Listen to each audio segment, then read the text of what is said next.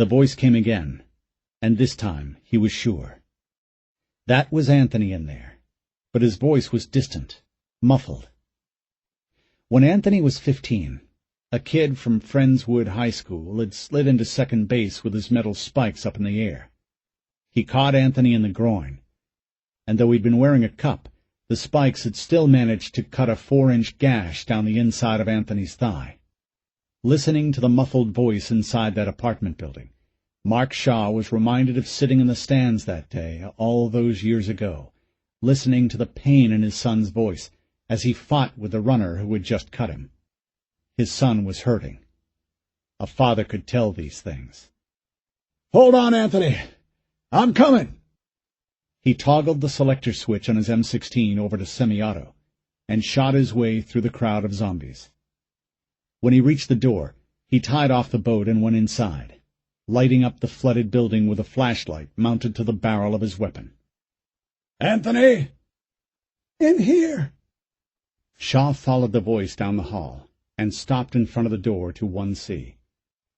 He tried to push the door open, but Anthony had it barricaded from the other side. "Help me get this open, Anthony." There was a slight pause, and then the sound of debris and furniture being pulled out of the way. Shaw pushed on it, and a moment later he had it opened. Anthony was standing there, a pistol in his left hand, his right arm hanging limp at his side. "Did you get hit?" "Yeah. I can't move it." "You're losing a lot of blood there. Lean up against the wall there and let me look at it." Shaw inspected his son's injured arm. The bullet had hit him high up, near the shoulder. Back in his SWAT days, Shaw had been trained as a medic, and his first instinct was to check his son's breathing and his pulse. He seemed to be doing okay there, and that was good news. If he went into shock here, without any proper medical treatment, Shaw would never be able to save him. It would be hard enough just keeping the wound clean. "Have you got any booze in the boat?" Shaw asked. "What?" "To sterilize it. We need to keep this clean." "I don't know," Anthony answered. "I think maybe Brent had—" But he trailed off there. They hadn't spoken of what happened to Brent back at the EOC's boatyard, not in any sort of meaningful way, and Anthony seemed unwilling to bring it up now. Or maybe afraid to bring it up was more accurate. "Brent had some vodka?" "Yeah, I think." "Come on," he said, and put Anthony's arm over his shoulder to support his weight. "Let's go check." "Dad, What is it, Anthony?" They were moving into the hallway now. There was a zombie in the doorway at the far end of the hall, and Mark Shaw dropped it with a single shot. "She snuck up on me, Dad," Anthony said. "What do you mean?" "She found out about the money somehow, and when she came up behind me, the bitch just shot me. No warning. I think she was trying to steal it." Mark Shaw hesitated for a second, then continued. Had the boy forgotten that he had lit them up with a searchlight right before the shots went off? Who did he think he was fooling? The only thing Shaw could think of was that he was covering for himself. The way he slinked off into this apartment building instead of staying in the fight. Pride, he thought. That's what it is. Our goddamn stinking pride. Well, at least he comes by it honestly. You're going to be okay, son. Come on. Let's get you out of here. Eleanor was aware of the smell as soon as she entered the church. She put the back of her hand over her mouth and nostrils, her face wrinkled up in disgust. Something was dead in here, and had been rotting for a while. The church consisted of one small room, big enough to seat maybe 100 people. It reminded her, briefly, of the little Methodist church her parents had brought her to when she was younger, but this one had been irreparably changed by the floods. The walls were mildewing plaster. They were literally melting, sagging and breaking apart in big, wet chunks. Garbage and bits of seaweed and drifts of unnameable slag filled the spaces between the pews. Tree limbs were stuck in the rafters, and up near the altar, Huddled together like a driftwood pile on the beach were the bodies of some 16 drowned souls. A few of the bodies had been nibbled on by animals. One woman, down on her knees, her cheek resting against the back of a man in a filthy flannel shirt, was staring up at her with sightless, dead eyes. Eleanor found herself staring down into that woman's face, wondering who she was, what had brought her to die here, on this altar. What faith did she have? Did it offer her anything in those final moments? She wondered if the woman's faith could have answered Madison's questions back on the boat. And then her reverie was broken by the rapid crack of gunfire coming from somewhere behind her. Captain Shaw was in the middle of all those zombies back there, and it wouldn't be long before he, and maybe his son too, tracked her down. It wouldn't be difficult.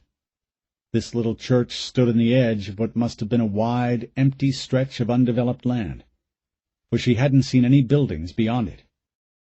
She would have to move if she wanted to live, if she wanted to find Jim and Madison. She looked down at her red shirt and blue jeans, and wished she had worn something different. The red shirt, especially, was going to make her a sitting duck. And then she looked down at the dead woman again, and an idea occurred to her. It was a terrible idea, a grotesque idea, but it just might work. Quickly she turned the dead woman over. Her face was purple on one side where the blood had pooled after death, but Eleanor steeled herself and started undressing the corpse. She could feel the dead woman's skin, and she gagged as she pulled the shirt off the body. Touching her was like poking the steaks through their cellophane shrouds at the supermarket, and she came very close to vomiting as the now naked dead woman dropped back down onto the pile of corpses. She didn't give herself a chance to think about what came next. She took off her shirt and slid it down over the dead woman. And then, God, she would rather walk into roll call wearing nothing but her bra and panties and her gun belt than do this. She put on the dead woman's shirt. She kept her eyes closed as she buttoned it up, and then pushed the tails down into her jeans. "I'm sorry," she said to the corpse as she slid her backpack onto the corpse and propped it up in the window. And then she did something only her desire to see Jim and Madison again would have allowed her to do. She wedged herself down into the pile of corpses, covering herself with them, pushing from her mind the weight of all that dead flesh. And there she waited. "Holy shit, Dad! Look there!" Mark Shaw stopped and followed the line of his son's finger. The only thing over there was a church, battered by the recent storms. He thought he saw a flash of red, but it was dark, and his eyes weren't what they once had been. "Is that her?" he whispered. "Yeah, that's her," Anthony said. "Same shirt, same hair." "All right. I'm going to put you down." Slowly, he leaned his son against a lamp-post, making sure that Anthony had his good arm around it for support before letting go. Then he raised his rifle and centered it on the dark spot above the red shirt. The dumb bitch wasn't even watching the obvious line of attack. Anybody who'd been through a basic weapons and tactics course would have found a better tactical position than that. Mark Shaw raised the M16 and centered Eleanor Norton's head in his sights. Then he fired. No hesitation. He lit her up, and even he could see that the 3-round burst he'd fired had taken most of her head clean off. Eleanor heard the rattle of gunfire a moment before the dead woman's head splattered onto the water behind her. The body teetered and then collapsed, landing face down in the water. Watching the body as it turned a lazy pirouette away from the window, Eleanor couldn't hold her stomach down any longer. She retched, vomiting all over a dead man's beard. Her stomach was still heaving when she heard voices at the front of the church. Captain Shaw and his son entered the building and moved quickly to the altar. They stopped next to the dead woman wearing Eleanor's shirt and backpack, and flipped her over. The body rolled like a log in the water. There was very little left of the corpse's head above the jaw, just an open cavity with clumps of matted hair sticking to the back of the emptied skull. "Damn!" Anthony said, and turned away from the sight in disgust. From her hiding spot under the pile of corpses, Eleanor watched Anthony Shaw closely. His right arm was dead by his side, the wound up by his shoulder obvious. She had drawn first blood. If nothing else, she had made the bastard pay for hitting her. And Jim, she reminded herself. "What is it?" Captain Shaw said. "Nothing. You just blew the shit out of her." "Had to be done." "Yeah," Anthony said. "but damn, that's a lot of damage." From somewhere outside, Eleanor heard the sound of zombies moaning. She tried to identify the number of voices, but couldn't, and that only meant one thing. They were coming. Bunches of them. Captain Shaw seemed to realize it too. He started to move, then stopped to stare at the mound of bodies encasing Eleanor. Her eyes went wide and her pulse quickened. Had he heard something? Seen a flash of movement? She waited, cringing not only with disgust now, but fear as well. But he didn't move toward the mound. Instead, he seemed to be looking through them, through her, as though wrestling with something. "Idiots," he murmured. "What's that?" Anthony asked. "Nothing," he said. "Just thinking." Anthony didn't answer at first. He watched his father like one who has lived with a powerful man for a long time, and has learned when it is best to stand and wait in silence, while the other wades in the tidal flow of his thoughts. But then there was a noise from the entrance to the church, and Anthony turned on it suddenly. Eleanor could only see dim shapes moving in the starlight that framed the doorway, but she could hear them moaning, and she could hear the irregular rhythm of their hands slapping at the water. "Dad," Anthony said. There was an obvious note of alarm in his voice. "Dad, we need to get out of here." Only then did Captain Mark Shaw turn from the corpses. He scanned the doorway, and then the windows along the sides of the church, and slid the M16 sling off his shoulder. "Okay," he said. "Get behind me, Anthony. Let's get out of here." Eleanor found herself alone beneath the pile of corpses. The Shaws had fought their way out of the church and then slipped away into the night, but the moaning remained. The zombies, Eleanor knew, were very close. She waited, afraid to move out from beneath her hiding place among the corpses. Though the moaning had suddenly stopped, she knew from all the splashing that more zombies had entered the church. Working as quietly as possible, she wedged herself down deeper into the bottom of the corpse pile and watched the narrow gap between the bodies. Several zombies staggered past. She could see them bumping into pews and slapping absently at the water around their waists. Then one of the zombies stopped directly in front of Eleanor's line of sight and slowly turned its head in her direction. It had eaten something recently.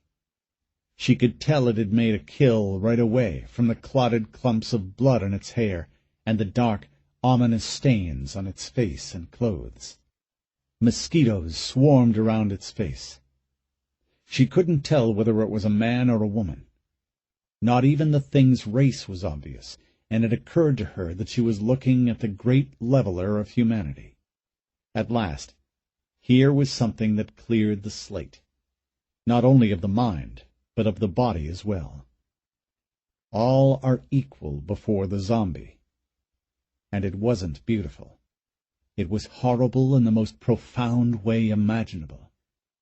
The essence was gone. Nothing but the shell remained. And in that there was no beauty. But the zombie was still staring into the pile of corpses. Eleanor stared back at it, and she wondered what was behind those dead, vacant eyes. "Go away," she pleaded. "Please go away." Chapter 19. Madison fought him all the way through the alley, kicking and screaming, beating against his back with her fists. She caught him in the kidneys once, and he lurched forward, his knees buckling. He managed to carry her as far as the open courtyard behind the old gas station, before his foot caught on something hard under the water, and he pitched forward, face-planting into the water. Madison tumbled out of his arms and tried to scramble back to her mother. "Madison, don't!" he said. Jim grabbed her by the waist and pulled her back. "Let go of me! What the hell's wrong with you? We can't leave her!" He spun her around, and for a moment the wild, bulging, unblinking intensity in her eyes frightened him. He'd never seen her so charged, so animated. It was as if she were giving off sparks. But he held on. "No," he said. "You stay here with me." "We can't leave her back there." Big fat tears welled up at the corners of her eyes and ran down her cheeks. "She'll die back there." "No, she won't." "How do you know that? You can't be sure of that." But he was sure. At that moment, with his daughter's shoulders still gripped tightly in his hands, he knew it. Jim wasn't exactly sure when the change in Eleanor had happened, but it had happened. Eleanor had become someone different, stronger than she had been before. She was in control. He could still see the confidence in her eyes and feel it coming off her like heat when she told him to take Madison out of the street. She would cover for them, she had said. And at that moment he had believed it. His faith in her was as solid as his conviction that the sun would come up in the morning. The change had taken place right in front of him, and yet it had been so subtle that he hadn't noticed it. He thought of her drowning the zombie outside of the Meadow Lakes Business Park, of her taking charge of the Red Cross volunteers back at the Beltway, of her sitting in the bow of their little boat with the M16 on her lap, of her telling him to protect their daughter as she held off 2 armed madmen in a city full of zombies. And suddenly he could see the through line. All the madness that had led them to this point made sense. All these years, Eleanor had been waiting for an obstacle big enough to stand in her way. And here it was, the catalyst. Her cocoon had ruptured, but what had flown free was not a butterfly, but a hawk, predatory, confident, ineffably beautiful. She was rising to the challenge. She had only asked this one thing of him: protect their daughter. Jim understood what he had to do. Now it was his turn to make good on his promise to Eleanor. "Daddy?" He tightened his grip on Madison's shoulders. "Listen to me. Your mother is going to be fine. I know it. I can't tell you how I know it, but I do. I believe it. Right down to my bones I believe it. She told us to get to safety. We have to do that. She will find us." Madison softened a little. He could feel the rigidity leaving her muscles. She nodded, and for Jim, the changing expression on her face was like watching a fire go out. Only a steady calm remained. Had she also sensed the change in her mother? He didn't think that she had seen it in the same way as he, but she must have seen something. Why else would she be yielding to him now? "What do we do?" she asked. Good question, he thought. He looked around. They were blocked on 3 sides by a chain-link fence topped with razor wire. Beyond the fence, off to the left, was a white wooden building, dilapidated and sad-looking in the dark, and he guessed it was a church. Just on the other side of the fence was a large rectangular building that might have been an apartment or possibly an office building. He couldn't really tell because of all the trash and tree limbs that had accumulated in front of it. Looking farther down the block, he saw dark, barn-like shapes. No telling what they were. "We need to find a way to get over this fence," he said. Shots rang out from somewhere behind him, and he turned. Madison had her back to him. In front of her, coming down the narrow alley between the white cinder-block wall and the gas station, were 4 zombies. Another staggered out of the gas station. He could see 2 more inside, coming toward the back door. "Daddy!" Madison said. She backed up, and Jim pulled her behind him. He fired at the lead zombie coming down the narrow alley, hitting it in the arm. The zombie staggered, but didn't fall. Its arm dropped uselessly to its side, and yet it kept on coming. He fired again, and this time hit it in the chest. The zombie took a few steps toward him, and then sagged down into the water. Jim turned to his right and saw the zombie that had come out of the gas station was almost on him, its mangled hands reaching for him. Looking into its dead eyes, its open, bloody mouth full of cracked teeth, Jim felt a shudder all the way down to his bones. He fired a hurried shot that hit the zombie in the hand and blasted off 2 of its fingers. "God damn!" he said, the bile rising up to the back of his mouth. He fired again, and this time he got the zombie in the throat. The moan on its lips turned to a deep, gurgling, sucking sound, like a clogged drain. But impossibly, it kept coming. His 3rd shot put it down. "Daddy!" More zombies were coming down the alley, clawing their way over the one he'd already killed. 5 shots to put down 2 zombies, he thought. Christ, this isn't going to work. "Madison, see if you can find a way through that fence."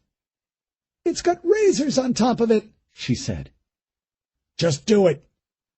His hand shook. He tried to aim the gun, but the front sights were bobbing all over the place. He couldn't steady his hands. A voice in his head was screaming for him to shoot, but the trembling was spreading. His mouth went dry. First he was numb, then burning up. His breath was coming in fast, shallow gasps. When he did pull the trigger, the bullet skipped harmlessly off the water near one zombie's hip before smacking into the side of the gas station. "Come on," he thought. "Come on, focus, Jim. Get a grip." From just behind him, he heard the musical jingling of the chain-link fence. "Daddy, I found it!" Madison shouted. "This way!" When he looked over his shoulder, he saw Madison slipping through the fence. A portion of it had come loose from the bottom of the fence pole, and Madison was holding it open for him like a curtain. "Come on, Daddy!" He rushed through the opening. It was long and narrow. She had made it through easily enough, but Jim was much bigger, and it cut painful gashes into his back. But he got through, grabbed her hand, and together they waded over to the nearest building they could find. "Where are we going?" she cried. "In here," he said. He was thinking, "Get to higher ground, or some place we can barricade ourselves. Anything but remaining out in the open." They reached the building. It was an apartment building. He could see that now. And Jim started pulling trash and tree limbs away from the door. He glanced over his shoulder to make sure Madison was still right there with him. She was watching the narrow strip of water they had just covered. Zombies were pouring out of nearly every doorway and advancing through every gap between the buildings. Their moans were deafening. "Daddy!" "Help me with this," he said, and together they pulled a large tree limb from the apartment building's door. Jim climbed up on top of a bed frame and kicked at the door until it flew open. He held the door open as far as it would go and peered inside. He could make out a long hallway running the length of the building. It was flooded, just like everything else, and the far end was lost in darkness. But it was better than out here. "Okay," he said. "Up you go." Madison scrambled over the bed frame and dropped down into the hallway. "There's something blocking the door on this side," she said. "That's good. Here I come." He squeezed through next to her, and together they pushed the door closed. A small refrigerator was just under the water, wedged into the corner made by the door and the wall. Jim pushed it against the door, knowing that it wouldn't hold the zombies back for more than a few seconds at best, and then turned to face the hallway. He squinted into the darkness, wishing he had a flashlight. Something was dead in here. He could smell the rot mixed with an underlying note of mildew and sewage. Swallowing the lump in his throat, he grabbed Madison's hand and led her into the darkness, the only sound a faint splashing as they waded through the water. "Daddy, I don't like this." "Shh," he said, his own voice a stage whisper. "Check the walls. Try to find a door or a staircase. We've got to get to higher ground." Behind them, the door exploded open. Madison screamed. Jim swung around. Dark silhouettes were filling the square of light at the end of the hallway. He could see them dropping down from the bed frame and into the water, spreading out to fill the hallway once they were through the doorway. He raised the pistol, but already there were more zombies inside the hallway than he had bullets. "Run!" he said. Madison took off in the opposite direction. Jim rushed off after her, but they had only made it a short distance when they heard the sound of wood crunching up ahead. Madison stopped. Jim came up next to her. From the far end of the hall they heard the sounds of hands slapping against the other side of the door. There was another crunch, and both father and daughter flinched. "Daddy!" Abruptly, the door caved in. The far end of the hallway flooded with moonlight, and just for a moment, right before the zombies started filling the hallway, they saw the stairs leading up to the second floor. But there was no way they could reach them. Already the zombies from the front end of the building were moving past it, blocking it. They were trapped. "Daddy!" "Underwater," he thought, and then, with the same mental breath, "Never work. They're jammed in shoulder to shoulder." "Daddy!" The zombies were closing in on them. Jim could see a sort of maddened frenzy in their ruined faces, their hands outstretched and clutching for them. Their moaning sounded like the starving pleading for food. "Daddy!" Madison said. She was shouting to be heard over the moaning. "There's nowhere to go," he thought. "Nowhere." The thought was answered by Eleanor's voice in his head. "You've got to protect our daughter. Please, keep her safe." Then he looked up at the ceiling. "Madison," he said, spinning her around to face him, "I want you to climb up on my back." "What?" "Get on my back, arms around my neck. Come on, up." He bent over and guided him onto his back. They had done this 1,000,000 times when she was a little girl, her holding on while he ran around the living room making horsey sounds. But she was a lot older now, and so was he. He prayed he could make this work. "What are you doing?" she asked. "Just hold on, baby. We're going up." He put his hands on one wall, his feet on the other. As the zombies closed in on them, he inched his way up the wall. He didn't stop until Madison was mashed up against the ceiling. A moment later, the zombies were right below him, their frantic, clutching hands swatting the air just inches from his face. He could feel their fingertips tugging at his shirt and his blue jeans. Water dripped from his clothes, hitting the horde below him in the eyes and in their open mouths, sending them into even wilder paroxysms of moaning.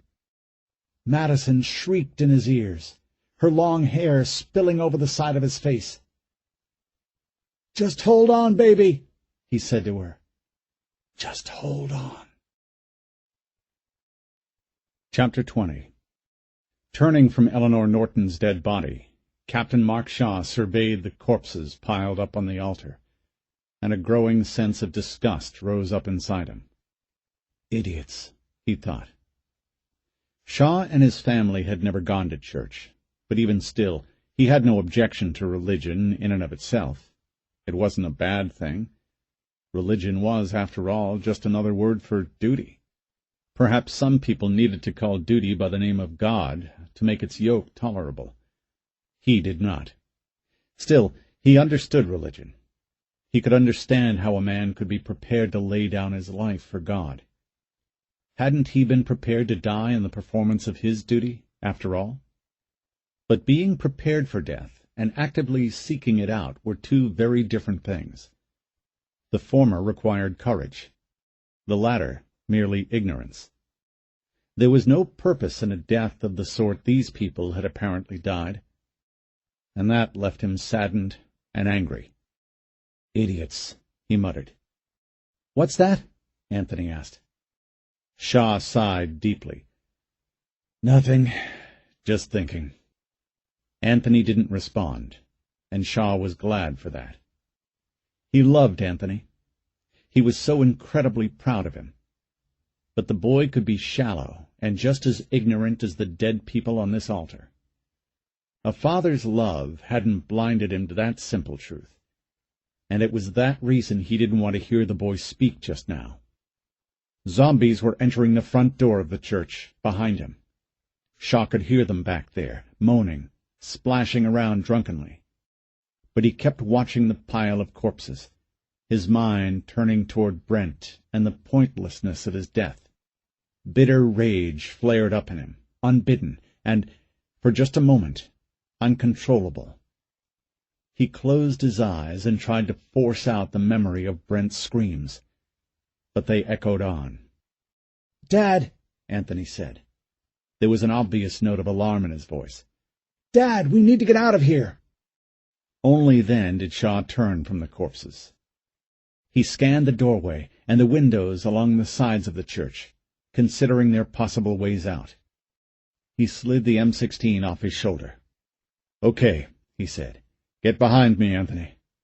Let's get out of here." He began to move and shoot. It was just like the standard rifleman drills in the FBI's close-quarter battle school, except that he was shooting at zombies instead of targets. Of course, the waist-deep water kept the zombies from moving very fast, so they were practically standing still anyway. And they never flinched. They made no attempt to evade his rifle's sight line. They just kept coming, hands outstretched as if they were begging him for something. They might as well have been cardboard silhouettes. He moved easily through the gathering crowd, pointing and shooting, measuring each shot before he took it. He felt absolutely calm and in control. There was no question about what would happen from here on out. They'd get the money, get back on his boat, and he would get what was left of his family out of this hellhole. Once his son was provided for, he would take whatever lumps he had coming in the court of public opinion. But his family would be provided for. That was all that counted. "Anthony, you okay?" he asked over his shoulder. Anthony was a few steps behind him, his pistol in his left hand. He had lost a lot of color from his face, but his eyes were still focused, still sharp. "Yeah," Anthony answered. "Breathing okay?" Anthony started to speak, but the words came out as a cough. He closed his eyes and tried again. "A little short of breath," he said. "Can't really feel my fingers too good." "Shit," Shaw said. "Okay, come on. Let's pick it up." Outside the church they stopped and scanned the area in front of them. There were more zombies than he had bullets to shoot, trudging through the water toward the church, attracted by the sound of gunfire. Even more were coming in from the east. Briefly he thought of scaling the chain-link fence with a razor wire on top, but he knew that wouldn't work. Not with Anthony's arm all messed up. That left one option, and it wasn't a good one. Several shots rang out from the other side of the fence. "Pistol shots," Anthony said. "Yeah." Shaw scanned the darkness up near the gas station, but all he could really see were the dim outlines of ruined buildings. "I bet that's her husband and the kid," Anthony said. Shaw looked at his son, and he realized he was probably right. Had Eleanor really lured him away so that her family could make a break for it? If so, Christ, he was impressed. He thought back over the few years they'd worked together, and he never would have guessed she had it in her. Well, he'd been wrong. Simple as that. "Mama bird," he said. "What?" "She was a mama bird," Shaw repeated. "A bird will fake a broken wing to lure a snake away from her nest. It's instinct." "Yeah, she was no bird, though." "No, she wasn't. It's instinct when an animal does it, because an animal doesn't understand fear the way a person does. But Sergeant Norton was afraid, and she did it anyway. That's not instinct. That's courage." Anthony tried to grin, but only managed to get one corner of his pale lips to turn up.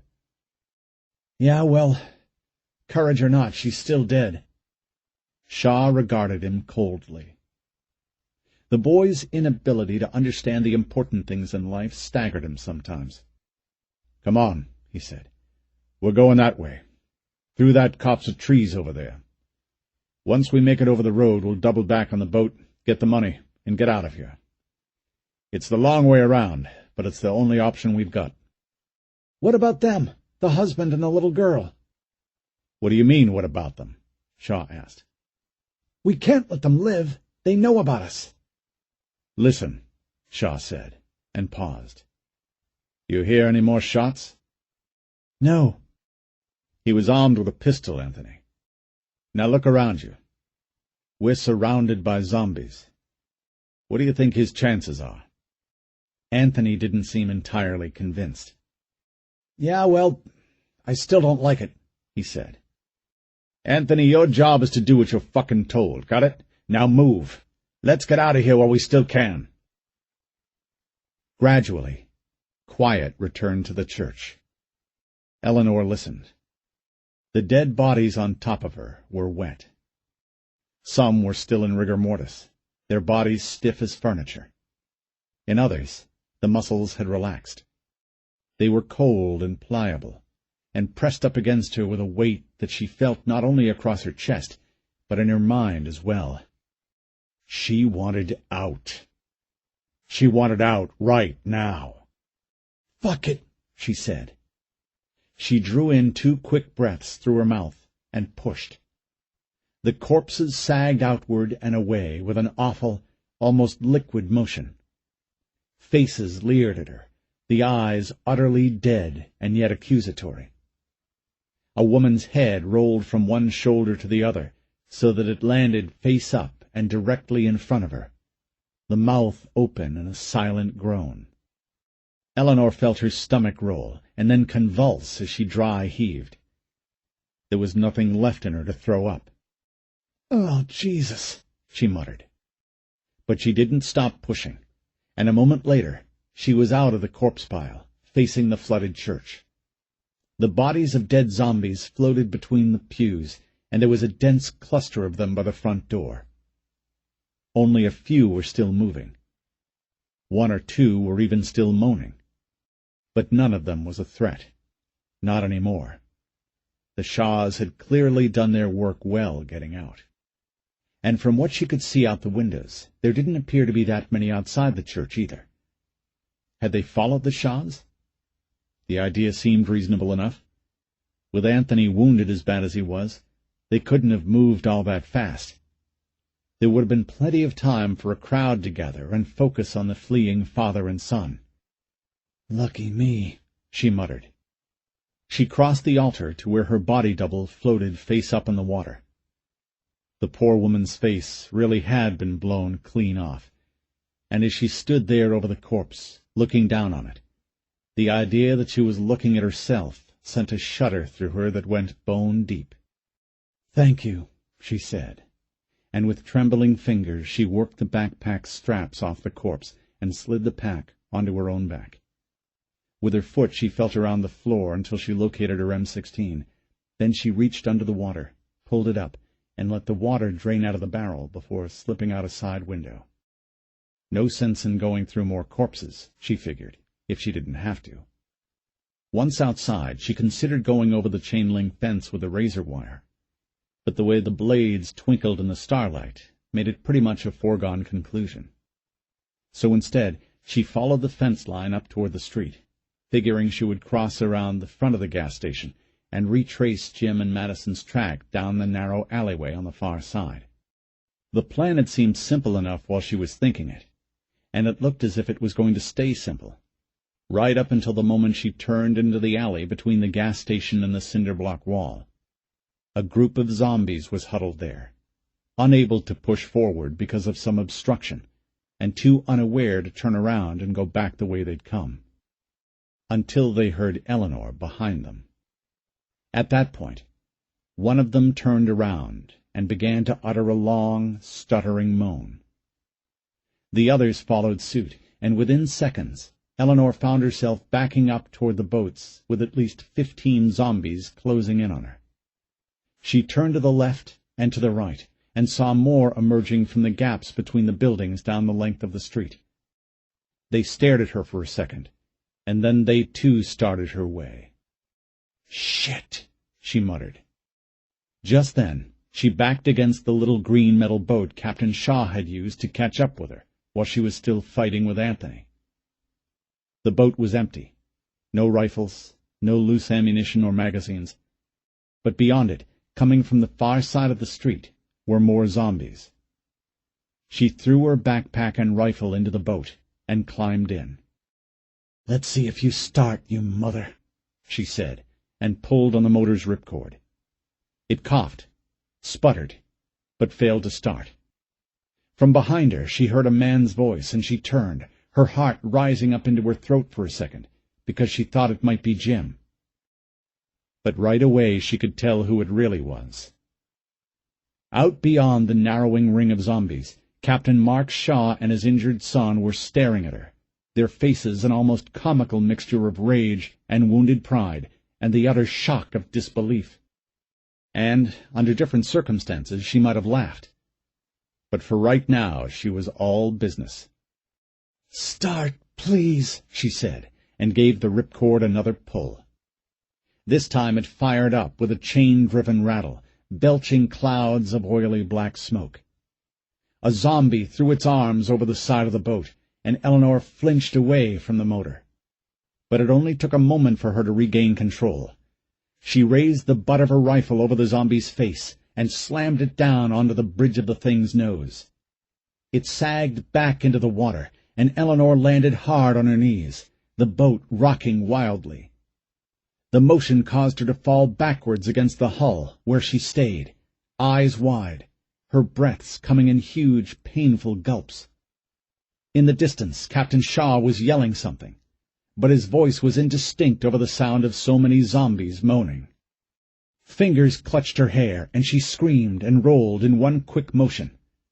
3 zombies were trying to get into the boat. Eleanor spun her rifle around and fired 2 bursts right into their faces. "No more time to lose," she thought. She grabbed the throttle bar and dropped the motor's prop back down into the water. But no sooner had she got back on the seat than another zombie reached over the top of the motor, a swipe from its fingernails missing her nose by inches. She didn't think about what she was doing. There was no time to. If she had, she might have died.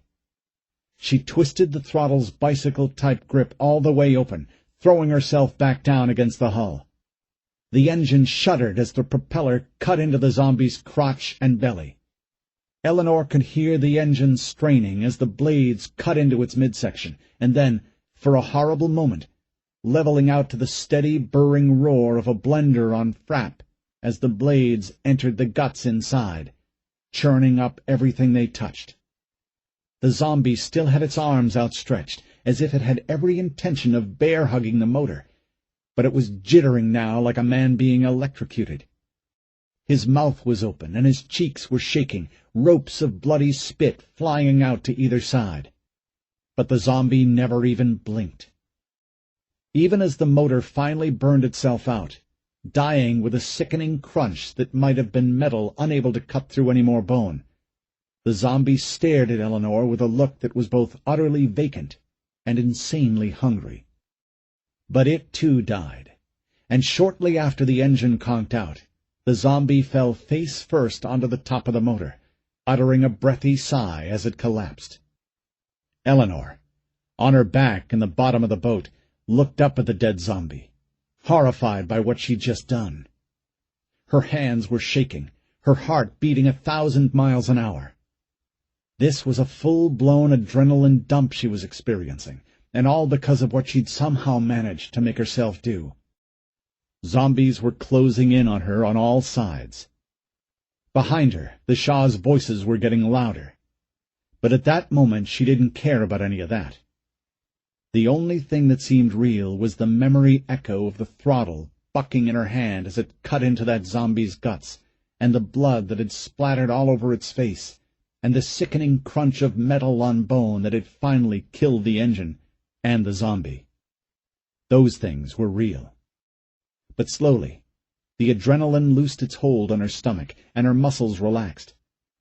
She rose onto her knees and looked over the back of the boat, and all at once wished she hadn't. Blood was pooling out from the dead zombie like a spreading oil slick. Large pink and yellow chunks of its guts floated on the water. The zombie itself had been split open from the crotch up to the base of the sternum, a curling length of its spinal column jutting out behind it like a rat's tail.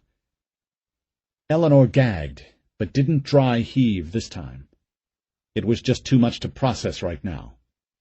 She heard the shots that followed, but didn't realize the Shahs were shooting at her, at least not at first. What she did realize was that the zombie that had been trying to climb into the boat while she had her back turned had just been perforated by rifle fire. She heard a bullet strike the metal hull of the boat, and several others slam into the zombie that had luckily chosen the wrong moment to get between her and the Shahs. Eleanor watched the dead zombie slip off the gunwale and back into the water, a line of bullet holes down its back, and then looked up to see Captain Mark Shah locking in his sights for another burst. She hit the deck just as another 3 rounds struck the motor above her. "Oh, Jesus," she thought. "Oh, my God! What do I do? What do I do?" Careful to keep her head down, she reached for her M16 and pulled it in close to her chest. Then, with her left hand, she slipped one shoulder strap of the backpack over her arm. "Please let this work," she whispered. And without pausing to consider what she was doing, she stuck the M16 over the bow of the boat and fired one-handed toward the Shahs. The next instant she rolled over the side of the boat and slid under the surface. There were zombies all around her, but as soon as she went under, she was lost to them. She kicked as hard as she could toward the edge of the street. Several times she bumped into zombies and felt their hands clutching at her back and at her legs, but she never stopped kicking. She swam until her lungs began to burn, and the need for air was too great to ignore. Only then did she pop her head up and look around. She had emerged just behind a female zombie. It turned toward her and lunged, but Eleanor was just out of the zombie's reach, and it fell face first into the water. The woman popped right back up, spitting and swiping at the air with her diseased fingernails. Eleanor backed away, heading toward a small gap between an air conditioner repair shop and a thrift store. "Dad, over there!" Eleanor spun around. Captain Shah and Anthony were almost on top of the boat now. "Christ, they'd covered a lot of distance," she thought. "If I'd waited a second longer." She ran for the alley, expecting the air to fill with bullets at any second. But miraculously, that didn't happen. Eleanor rounded the corner, splashing and kicking as hard as she could. That voice inside her head, that voice that had grown more and more powerful since all this started, was screaming at her to go. "Run! Don't stop! Run with everything you've got!" The alley was short. It opened onto a wide, shallow sea that must have been a parking lot or a grassy courtyard before the floods. Ahead of her were 3 barn-like apartment buildings, white and dingy, with steep, sloping tiled roofs. An unbelievably huge crowd of zombies was pouring into the building on her left, their moaning so loud it seemed like a jet was passing overhead. More were coming from her right, attracted by the moaning. She was surrounded. Where was she going to go? "You gotta make up your mind," the voice in her head said. "Go! Go now!" And so Eleanor ran. Captain Shah watched Eleanor slip into the alleyway with a dull rage that was becoming all too familiar. She had slipped through his fingers again. How the fuck did that happen? How was she even alive? He had killed her himself. He had blasted her brains out all over that fucking altar, all over those dead bodies. A thought took shape in his mind. At first he refused to acknowledge it, but the more he tried to resist, the more sense it made. After all, hadn't she done the mama bird thing once already? What would stop her from doing it again? "She switched her clothes with that dead woman I shot," he said. Anthony turned to his father. "You mean the one in the church?" "Yeah." Anthony seemed confused. Shaw watched his son thinking the problem through, and then suddenly the lights went on behind Anthony's eyes. "You mean she—" "Yeah, that's exactly what I mean." "But how could she do that?" Anthony said. His face was twisted up in a grimace, as if he had smelled something bad. "I mean, under all those bodies." "It's called mental toughness, Anthony." Then to himself he muttered, "I just didn't think she had it in her." He switched his rifle to semi-auto and started shooting zombies until the street was nearly clear. Then he went to his boat and examined the damage. Seeing what she'd done there, the way she'd nearly sliced the zombie in half with a propeller, all Shaw could do was stand in awe. "Damn," he muttered. "She's a tough one, all right." Anthony was watching the alley where they'd last seen Eleanor. "There's a lot of zombies over there," he said. "What do you want to do, Dad?" Shaw stared at the gutted zombie for a long time without answering. "What are we going to do, Dad?" "We're going to find her, and when we catch her, we're going to kill her." Anthony nodded slowly. "Okay," he said. "Okay." "Good boy," Shaw said. "How's your arm doing?" "It hurts like a son of a bitch. I can't feel my fingers." "You feeling cold? Short of breath?" "A little, yeah." "Okay, we need to hurry this up. Go over to your boat there and get the duffel bags. I'll carry them, but that means you're going to have to do some of the shooting. You think you can manage that?" Anthony stiffened. "Yes, sir." Shaw nodded. "I hope so," he said. The front door was blasted inward. As Eleanor reached the apartment building's landing, she saw it hanging from its bottom hinge. Beyond the open doorway was a narrow hall that ran the length of the building. At the far end was another door, also blasted inward. She stopped in the entranceway and looked down. Smears of what was almost certainly blood covered the top half of the door. Bits of debris floated lazily on the water that flowed through the building's first door. The zombies, she realized, must have gone through every building out here, looking for survivors. "Looking for something to eat," she corrected herself. And more would be coming soon. She glanced back at the water she had just traversed. There was no sign of the Shaws, but at the moment they were only one of her worries. Eleanor had managed to make it most of the way to the building before the zombies pouring into the building next door spotted her, and once they did, they sent up the call. She watched in horrified dismay as they peeled away from the building they'd been trying to enter, and staggers stumbled toward her. Within seconds they were closing on her from 3 sides, far too many for a stand-up fight. She had seen row upon row of them advancing on her position, an almost endless tapestry of psychotic and mangled faces, and she had run for the door. She made it inside, and they followed, as she both knew and feared they would. For a moment it looked as if she might be able to wade down the hallway and go out the back door, but she very quickly saw that wasn't going to happen. Even before she reached the back door, she saw a huge crowd, hundreds, maybe even thousands, emerging from the darkness south of the apartments. "No," she said, shaking her head. "It's not fair. Damn it!" Zombies had already entered the front door, their moans echoing off the walls. Not knowing what else to do, she waded over to the stairs and climbed up to the second floor, where she turned and waited. She was thinking of the Meadow Lakes Business Park, how the zombies had struggled with the stairs, and she hoped that would help her now. She gripped the rifle tightly as the first moans reached the foot of the stairs. "This isn't going to work," the voice inside her head told her. "Yes, it will," she snapped back. She swallowed hard.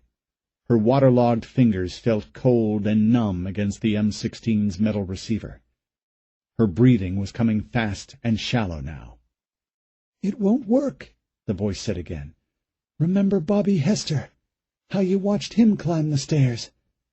You've got to run. Go, run!" "It will work," she said. "It will!" But she didn't really believe it. And when the first zombies appeared at the foot of the stairs and started up, she surrendered to the voice inside her head and ran up the stairs as fast as she could make her legs go. The stairs led all the way to the roof. She emerged onto a small rectangular platform dotted with pipe vents and fans, the floor ribbed with snake-like tar strips. Eleanor closed the door behind her, and then turned around to look for some place to hide. But it was useless. There was nothing up here big enough to hide behind. She had gone as high as she could go, and now the zombies had treed her, just as surely as bloodhounds driving a raccoon up a pine. She had nowhere else to go.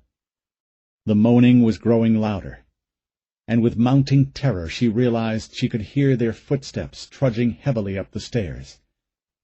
She closed her eyes and prayed for something to take her away from all this, some helicopter to swoosh down out of nowhere and take her away. But when she opened her eyes again, the sky was as empty as it had been before she closed them. In the distance she could see towering columns of orange flame rising up into the night sky, filling it with a ghastly glow. There was gunfire, too, distant and muffled, and faintly, rising up from the wreckage, the sounds of someone screaming. "We're dying," she thought. "Not just me. All of us. This city. It's dead." There was a dull thud against the roof's door, and Eleanor flinched. "Already? Were they here already?" "All right, then," she said, raising her rifle toward the door. "Whenever you're ready." "Anthony, move!" Shaw shouted. Anthony grunted, half-turned, and fired a reckless shot toward a female zombie just ahead of him. The zombie was crack-horse skinny, her clothes hanging off her emaciated frame in bloody tatters. Every inch of her skin was crisscrossed with cuts and scratches, as though she'd stumbled through a dense thicket of thorns. Her nose was gone. It looked as if it had been bitten off. There was nothing but a black, gummy hole there now, oozing infected blood. Her head hung forward, revealing a huge gash from the base of her hairline, down her forehead, and across the orbit of her eye. She seemed so frail, so skeletal, that it was a wonder why she was able to walk at all, but she did, and with every step she grew closer to Anthony. "Shoot her or get out of the way, Anthony!" "I'm trying," Anthony said. But Shaw was aware that his son's voice had changed.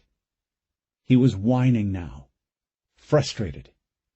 Anthony had never been frustrated by anything in his life. Everything had always come so easily for him. Athletics, girls, police work. But now the gunshot wound in his shoulder and the shock into which it was sending him were starting to cloud his head. He was missing easy shots, and with every miss, his frustration and his fear grew stronger. "Focus, Anthony! Front sight on the target!" Shaw was yelling over his shoulder. He'd have shot the zombie for him if he'd been able, but they were surrounded, and he had plenty of his own problems to worry about. They'd followed Eleanor back through the alley and come out on a wide stretch of water behind the apartment buildings, just as she was running inside. In a flash, Shaw had realized what was happening. The infected were swarming the apartment building on his extreme left, but as soon as they noticed Eleanor blundering her way through the no-man's land between the back of the thrift shop and the apartments, they went after her. He'd watched them pour into the building, and for a second he'd allowed himself a rising sense of elation. They were gonna rip her to shreds, and that meant the zombies would do his job for him. He and Anthony could get the hell out of here. And then Anthony had started shooting. Shaw had spun around, ready to slap the shit out of the boy for blowing their cover, and stopped cold.